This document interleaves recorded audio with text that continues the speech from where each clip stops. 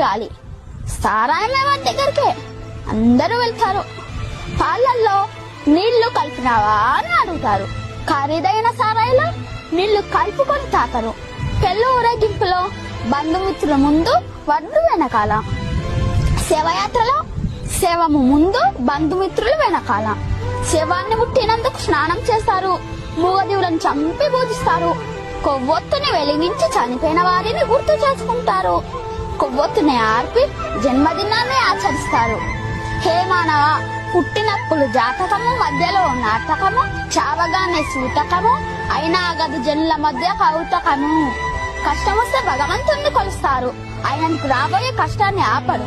నిత్యం స్మరిస్తే కొండంత కష్టాన్ని గోరంత చేసి సులువుగా దాటి శక్తి నీకిస్తాడు. నిన్ను కష్టాలు కుంభవృష్టిలా ముంచేస్తే నీకు గొడుగు పెట్టి కాపాడుతాడు. గుర్తుంచుకో.